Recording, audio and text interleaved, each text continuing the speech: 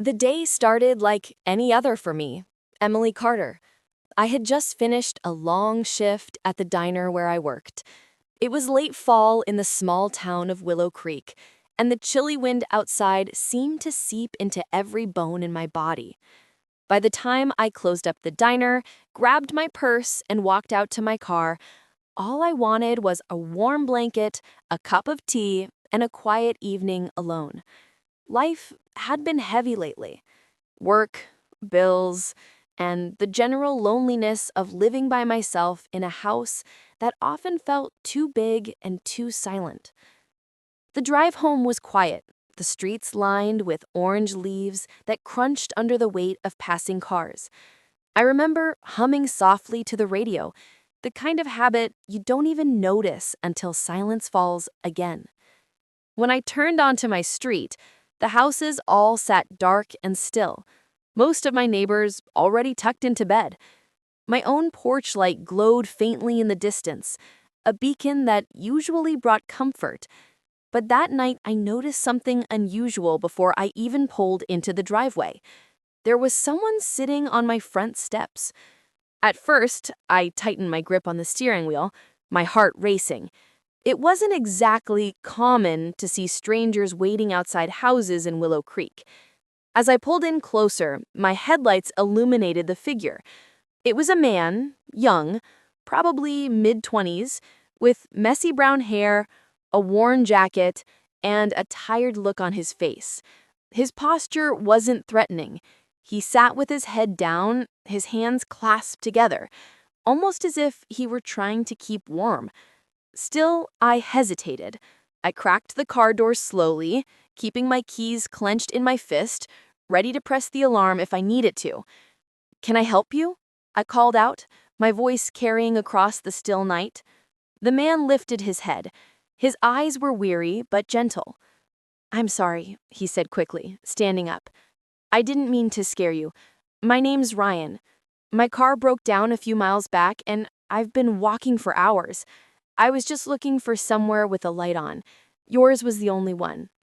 I studied him carefully, my mind racing through every worst-case scenario. But something in his voice, something about the way he shifted uncomfortably, as though aware of how this must look, eased my fear. He didn't sound like someone trying to trick me. He sounded exhausted and lost. I sighed. "It's freezing out here. Do you need to make a call?" He shook his head.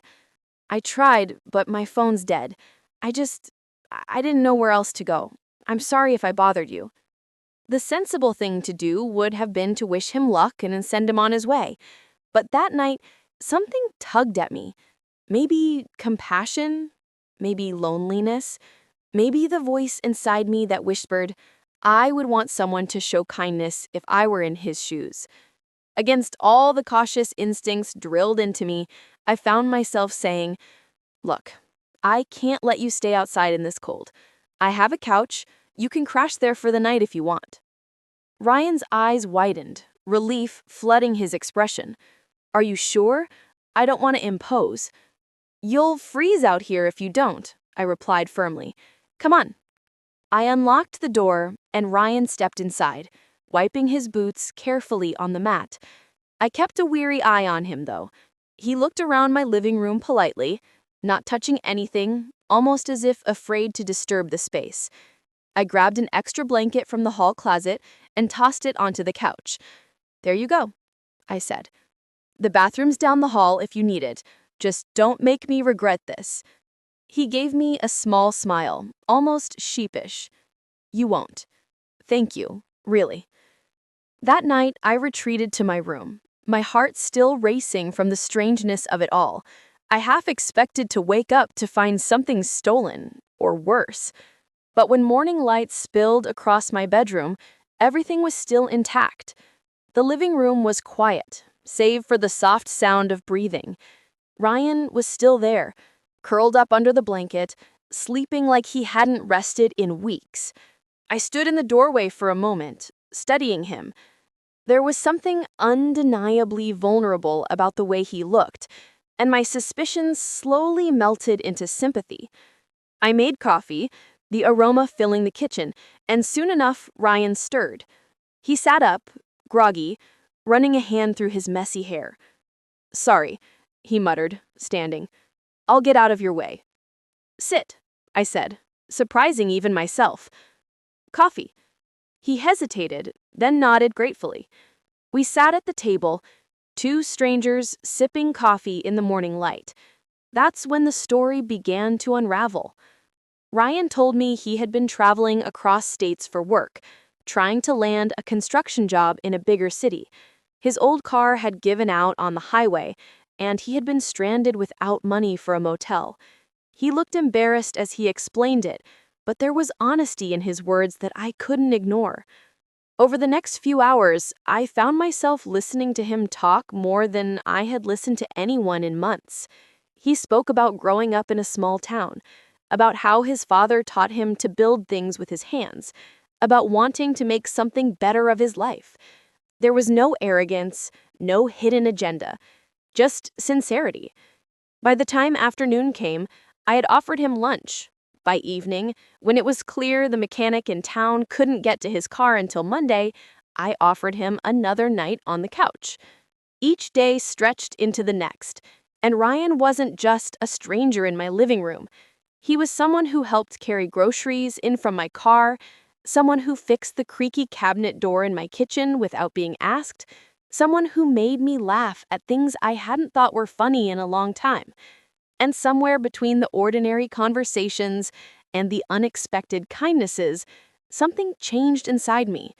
I had invited him in out of compassion, maybe even caution, but I never expected him to remind me what it felt like to not be alone. The nights grew longer, the air colder, and Ryan's presence warmer. He told me about the jobs he was hoping for, about his dreams of building a life where he didn't always have to scrape by.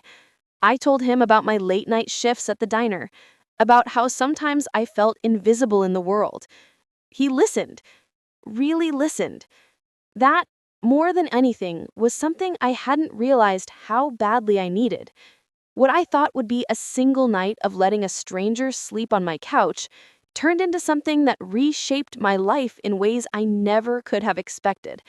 Because sometimes the people who enter our lives by chance are the ones who remind us what kindness, trust, and connection really mean. I had let him sleep on the couch, but what came next was the beginning of a friendship, a bond, and maybe even the possibility of something deeper. And it all started with a simple act of opening the door.